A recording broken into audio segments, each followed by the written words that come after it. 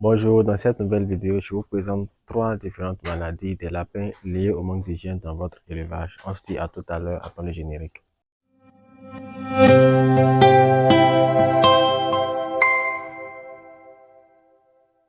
Alors, la première maladie dont nous allons parler, c'est la gale.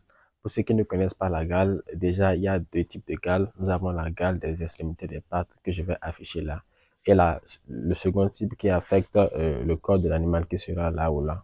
Donc, pour le premier type de la gale, c'est une maladie qui affecte les extrémités des pattes des animaux. Donc, au niveau des griffes de l'animal, nous allons observer des croûtes qui se forment et se développent au fur et à mesure que nous négligeons la prise en charge de cette maladie. Donc, cette maladie doit être prise en charge rapidement, déjà pour permettre à l'animal d'être moins gêné par ces croûtes qui se forment au niveau des pattes, mais également au niveau des extrémités des oreilles. Et un détail que j'avais oublié. Donc, lorsque nous soignons vite notre animal, nous évitons en fait qu'il perde du poids, qu'il ne soit gêné par ces croûtes-là, et plus tard qu'il pourrait affecter ses performances de reproduction. Donc, le deuxième type de gale, c'est celle dont je vais afficher la photo à côté là, qui affecte tout le corps de l'animal, donc qui se caractérise par la perte de poils de l'animal. Donc, beaucoup d'éleveurs vont rencontrer cette situation avec certains de leurs sujets où ils perdent des poils sans forcément que l'un de ses congénères ne mange ses poils. Donc, c'est une maladie ce type de gale se caractérise par la perte des poils de l'animal, un amaigrissement de celui-ci et une baisse de ses performances, que ce soit en reproduction ou en engraissement. Donc, comme le premier type de gale, il est important de prendre cette maladie vite en charge pour permettre à l'animal de regagner du poids, de maintenir ses performances de reproduction et surtout de ne pas mourir lorsque cette maladie aurait été négligée. Alors, la deuxième maladie dont nous allons parler, c'est la coccidiose. La coccidiose, c'est une pathologie qui affecte beaucoup plus les lapéraux. Donc, elle va entraîner plutôt un trouble digestif un trouble du système digestif chez nos lapéraux, provoquant des diarrhées, soit une diarrhée, soit un ballonnement, des grincements de dents qui montrent que notre animal souffre, qu'il a mal, et aussi une anorexie, le fait que notre lapéro excusez-moi, que notre lapéro arrête de s'alimenter. Donc, cette maladie déjà est causée par les coccidies qui sont naturellement présents dans le système digestif de nos lapéraux. Mais du fait du manque d'hygiène dans notre bâtiment, c'est-à-dire au niveau des mangeoires, au niveau des abreuvoirs. Quand je dis au niveau des mangeoires, c'est que les lapéraux ont l'habitude de rentrer dans les mangeoires, s'alimenter et après faire leurs besoins là, c'est-à-dire laisser des crottes et de l'urine là. Lorsque vous ne rincez pas bien, vous ne lavez pas ces mangeoires ou ces abreuvoirs convenablement, nos lapins vont ingérer en fait, déjà les coccidies vont se multiplier facilement, rapidement et nos lapéraux sains vont ingérer ces crottes là parce qu'elles sont présentes dans leur mangeoire où vous servez l'aliment tous les jours et s'infecter.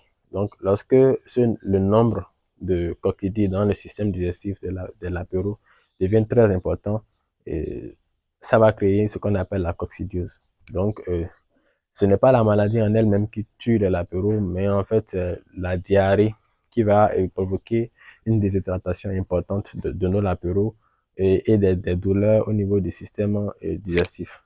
Le ballonnement qui va créer des douleurs, donc lorsque vous avez ces cas, vous allez souvent constater que vos lapérons font des grincements de dents qui montrent en fait qu'ils ont mal.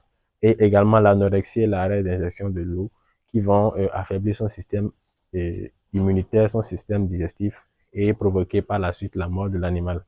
La mort survient quelques jours, sinon le lendemain, lorsque le cas est grave ou 2 à 3 jours après l'apparition des premiers signes lorsqu'il n'est pas pris en charge. Donc, la coccidiose, je vais afficher une photo là du ballonnement et une autre photo là pour montrer le type de diarrhée.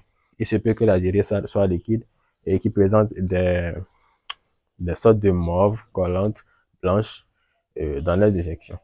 La troisième maladie dont nous allons parler, c'est la mamite. Donc, la mamite écrit M-A-M-M-I-T-E. C'est une affection qui touche plus les femelles allaitantes. Donc, cette affection est créée par quoi? Lorsque vous avez des lapéraux en allaitement qui sont déjà à 30-35 jours, parfois même 25 jours, et qui ont un développement très très bien, très harmonieux, vont, ces derniers, en fait, ces lapéros vont téter naturellement, mais en tétant vont mordre, en fait, notre femelle. Donc, qui peut créer des plaies au niveau de ces tétines, de ces mamelles. Donc, lorsque la femelle se couche sur notre grillage, sur notre cage, en fait, et que ce grillage-là, la base de notre cage, en fait, est infectée, ces microbes-là qui sont présents dans la cage vont infecter euh, les mamelles, les tétines de nos femelles. Donc là, en fait, nous aurons une femelle qui présente au niveau de ses mamelles des abcès avec du pus blanc dedans. Donc, prenez l'habitude, en fait, de palper vos femelles. Non, pas palper, de passer votre main sous votre femelle pour détecter, en fait, s'il n'y a pas une grosseur, un développement d'abcès au niveau des tétines. Parce qu'il est important de prendre en charge cette pathologie rapidement pour pouvoir, sauver les tétines. Parce que dans certains cas, lorsque cette mamie dégénère ou plutôt évolue, on risque de perdre la tétine, donc, et la tétine de la femelle. La femelle perd cette mamelle-là, en fait, ce mamelon-là. Donc, il est important de vite prendre ça en charge pour pouvoir sauver notre femelle et sauver également la portée qui est toujours en train d'allaiter. Donc, c'était la 3 maladies au niveau des lapins qui est due en fait au manque d'hygiène dans votre élevage. Donc, il est important de savoir que l'hygiène est vraiment ce qui nous évite à 80% les maladies des lapins. Donc, c'était tout pour cette vidéo. J'espère que tu l'as aimé. N'hésite surtout pas à t'abonner, à liker, à partager avec tous ceux qui en auraient besoin. Et on se dit à la prochaine dans d'autres vidéos.